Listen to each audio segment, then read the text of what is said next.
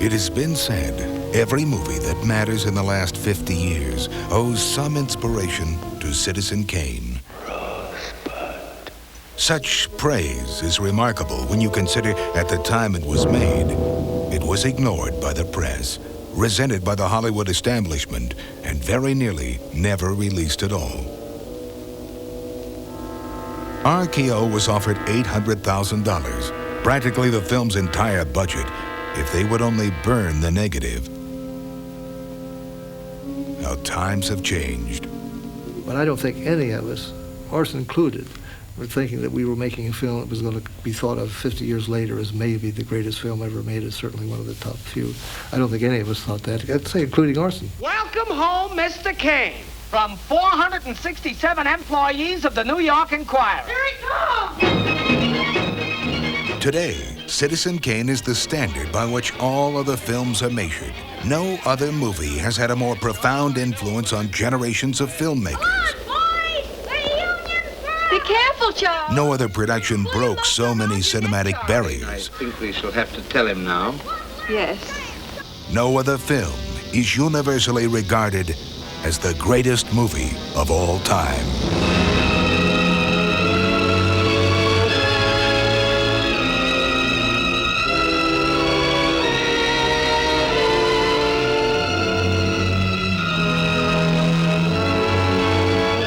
Reflections on Citizen Kane, a 50th anniversary special.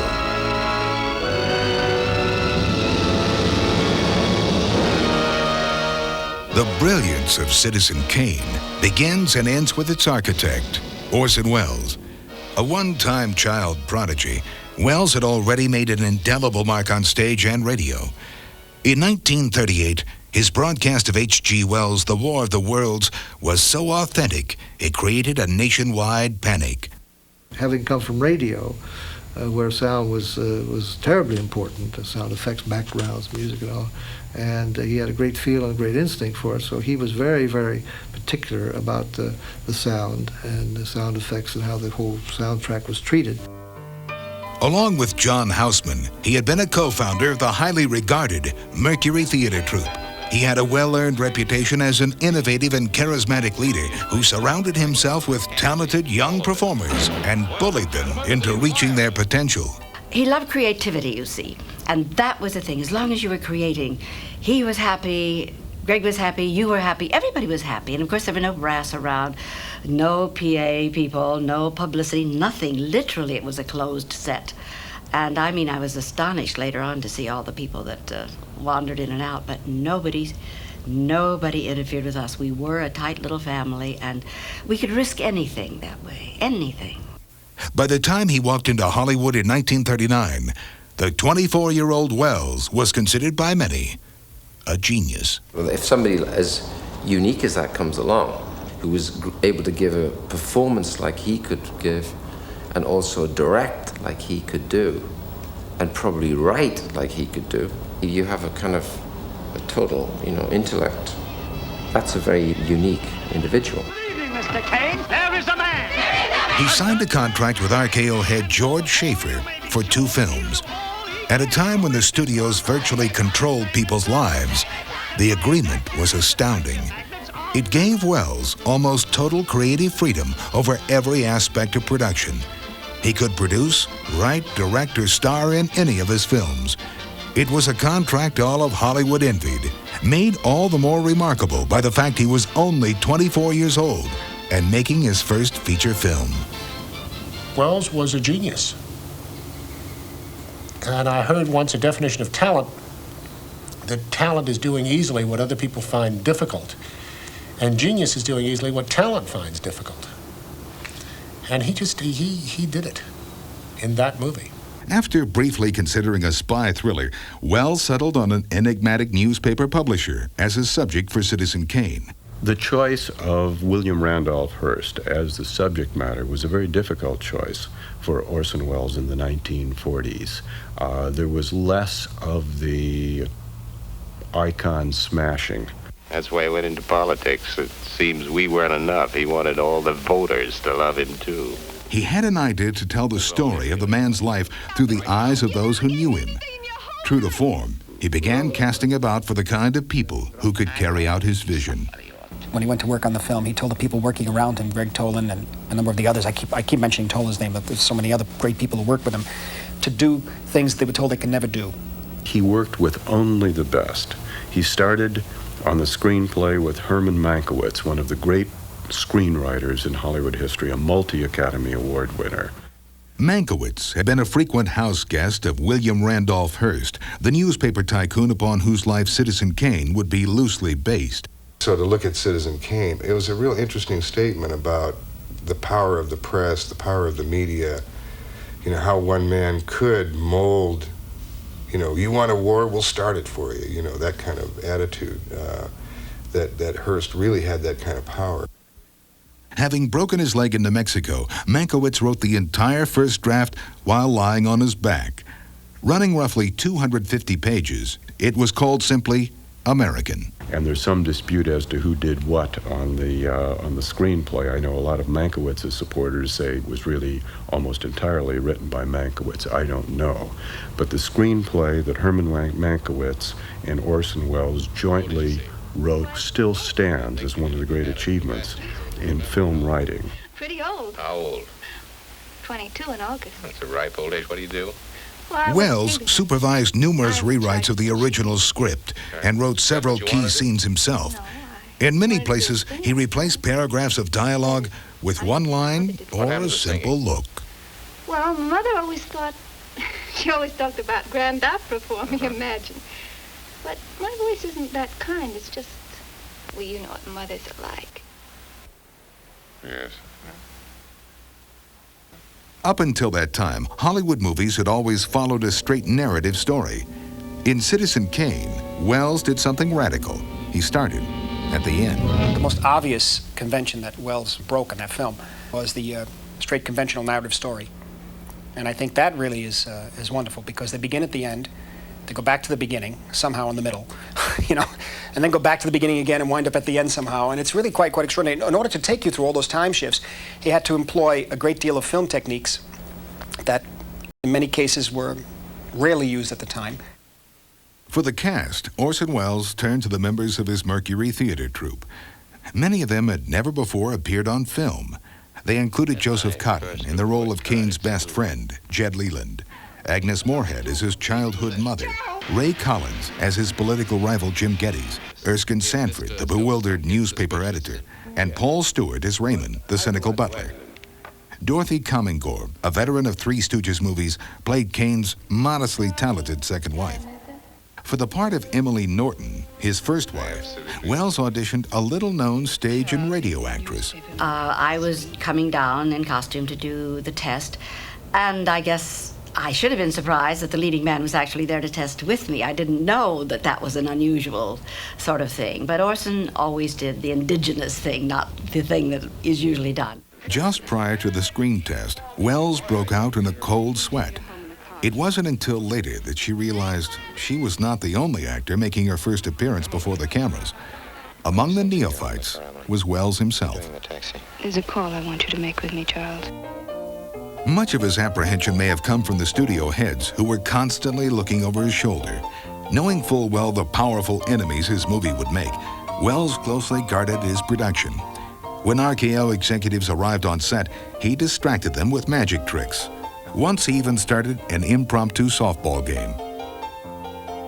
Welles shot certain scenes in advance, telling the studio they were merely screen tests. Among the tests, incidentally, were the opening scene in the projection room with the March of Time people. That was one supposed test. And then when you go through the skylight to Susan in the club and being interviewed by the reporter, that was another one made as a quote test.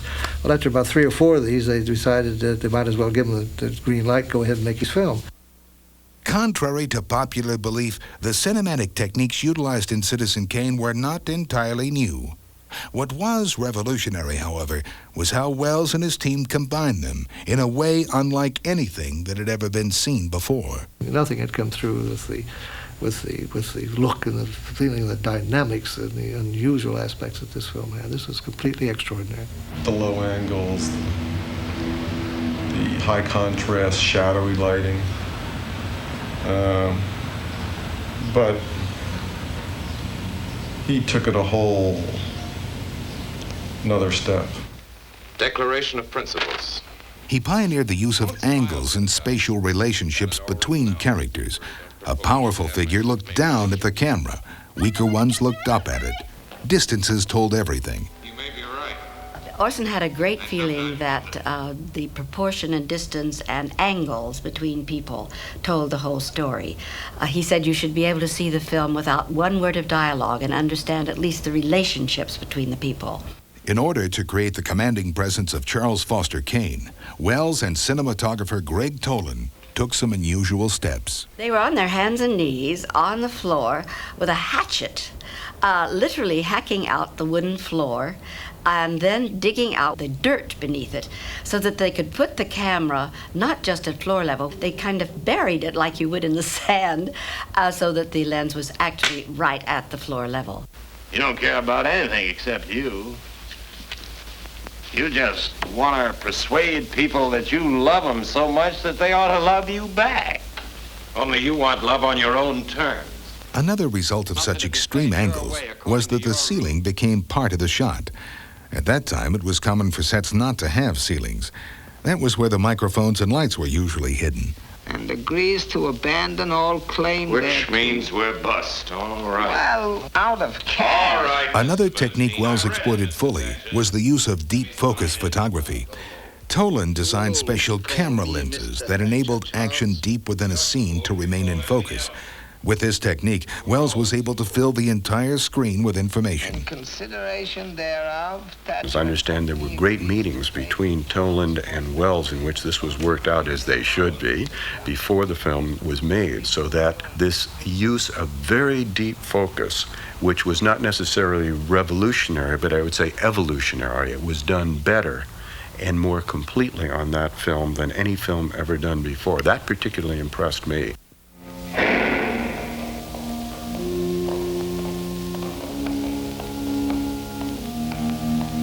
Welles used lighting techniques that were more appropriate for the theater than for film. Harnessing light to create a mood, the director instantly communicated what he wanted in a scene. He employed unconventional methods, often leaving the principal speaker shrouded in shadows, while everyone else remained brightly lit.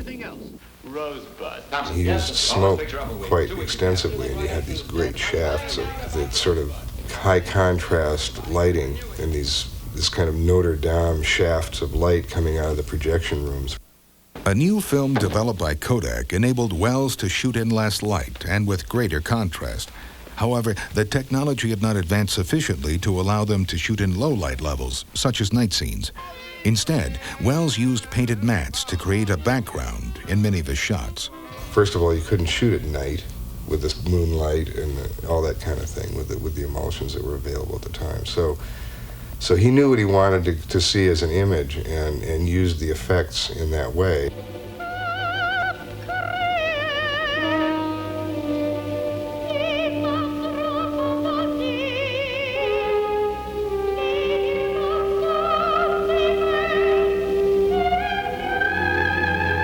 Welles combined models with live action.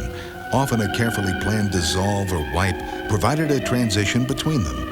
By overlapping the audio, he created a seamless bridge from one scene to the next. The soundtrack of Citizen Kane is extraordinary. The overlapping dialogue and the use of distancing and voices and the way people speak to each other is very much like applying radio technique to film.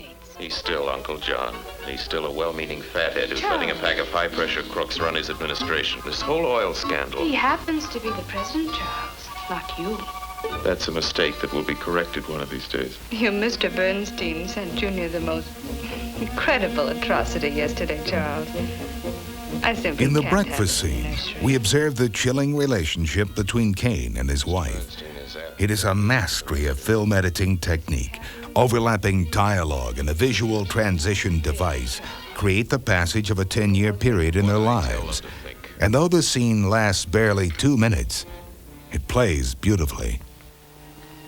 That scene with Welles is pure Welles. The overlapping is so well done. It's never done at the expense of the story. It never becomes a gimmick. It propels the scenes forward. It gives them such terrific pace. It just doesn't get any better than that. News on the march! Even more complex was the newsreel sequence near the beginning of the film. To be able to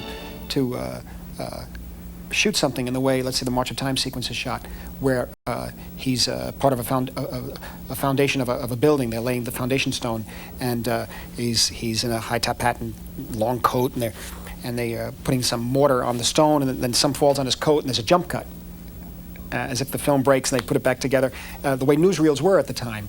And it was so simple and so obvious to go ahead and use that technique. In order to give the piece its authentic look, film editor Robert Wise ran the film through cheesecloth filled with sand. Making the film that Orson shot to simulate newsreels of the time, making it look like it was part of that whole fabric of the real newsreel. We had to take our film and degrade it, running through cheesecloth on a rewind with sand and everything, scratch it up. Other people would come in our department and say, "What in the world are you guys doing?" Many other contributions to the production of Citizen Kane were exceptional as well. The transformation over 50 years in the life of Charles Foster Kane was a milestone in cinematography makeup. Maurice Sideman used many of his own concoctions to make complex physical transitions.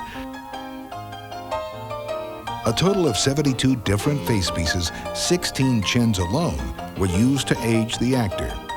Welles spent up to 4 hours a day in makeup, sometimes beginning as early as 3 a.m. Mr. Carter, I'm going to live right here in your office as long as I have to, and I'm... Mr. Carter. Live here? That's right, Mr. Carter. The movie combines its drama with moments of unbridled humor, much of it provided by Carter, the befuddled newspaper editor. Mr. Carter, that's one of the things that's going to have to be changed around here. In this scene, actor Erskine Sanford sustained a nervous breakdown from doing so many retakes. Excuse me? Miss Kane, it's impossible. Bernard Herrmann not only composed an Oscar-nominated film score, he had to write music for the movie's grand opera scenes as well. In order to make Susan Alexander's voice sound sufficiently weak, he had to force the soprano who dubbed in her voice to sing above her range.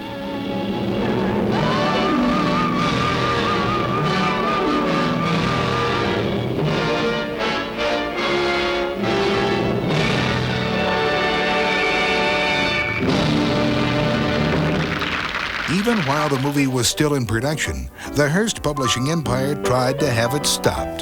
The reason for their concern was obvious. The film painted an unflattering picture of a media baron whose similarities to William Randolph Hearst were hard to miss. My thought is it is very much about Hearst, very much. It has to be with Xanadu, San Simeon, the newspaper, the wife, the mistress. It's Hearst.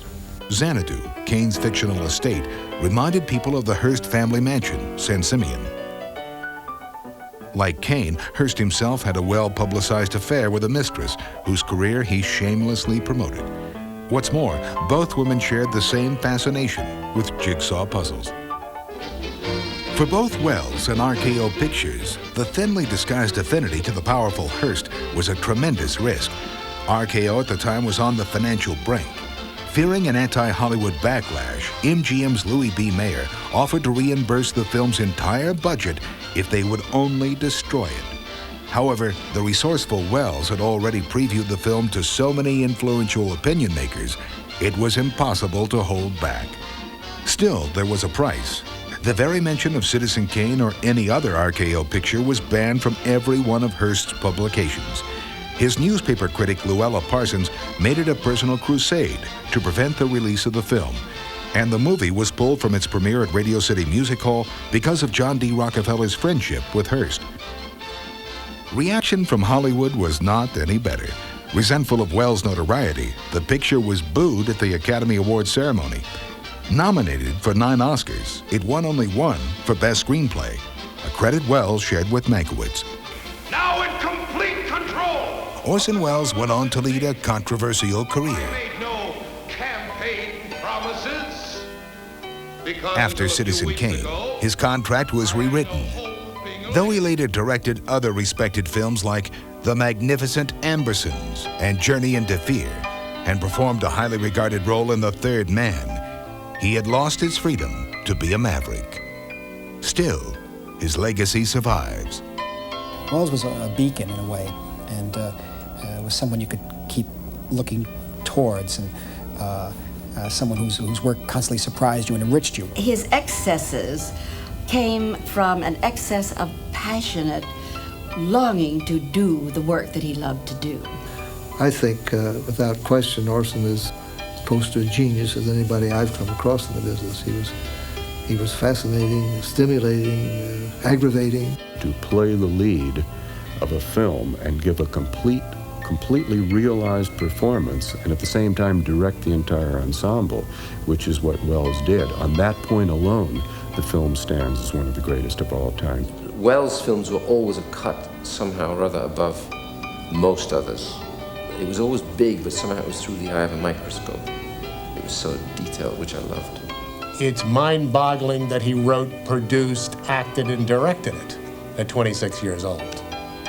His use of the camera is breathtaking. Regarded by many as the greatest film of all time, Citizen Kane remains the crowning achievement in a brilliant career.